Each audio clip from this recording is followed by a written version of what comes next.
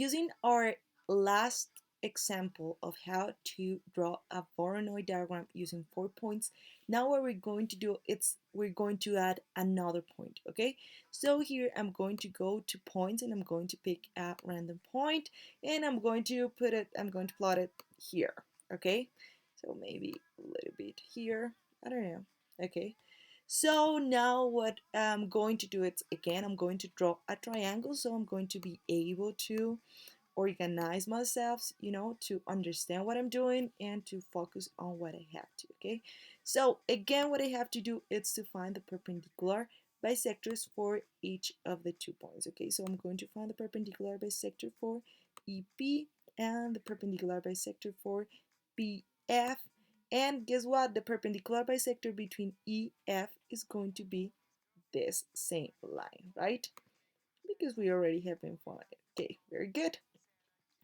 So now I'm going to do exactly the same. I'm going to select intersecting point and I'm going to find the intersecting point here, which is Q, at the intersecting point with the end of the space, okay? The perpendicular bisector between these 2 points, which is here.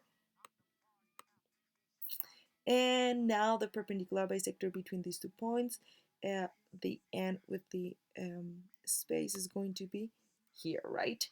So now I'm going to draw a segment, yeah, for this point. I'm going to use an orange, for identify which is the ones that we just did. So I'm going to draw the segment from R to Q, from Q to S, and from Q to I, right? Because remember that if we wanted to pick a segment between E and F, we have to use the perpendicular, but we cannot use this one because this is the space, this is the cell that belongs to P, right? So we had to find the intersecting point with the end of the space, which should be this one, but here we find that we intersect with the other boundaries, right? So we're going to pick just from Q to I. So now I'm just going to hide what we did about the perpendicular bisectors, this one, and this one. I'm going to hide it. And look that we have this line over here. Well, first I'm going to hide the triangle, and we see that we have this line here that, well, it's not going to be, well, it's not part of my Voronoi diagram now, so I have to hide this line too. So we identify is the L line, so I'm going to find here, over here, it's the L line, so I'm going to just hide that line, okay? And again, if I pick here in move and I pick my points, well, my Voronoi diagram is going to adjust the new characteristics to the new spaces. Well, here it's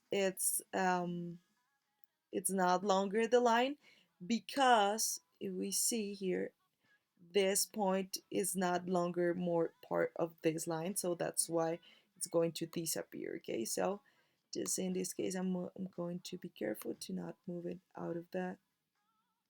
um, out of the vertex of my figure. Sorry, this is the point that I'm going to move, right?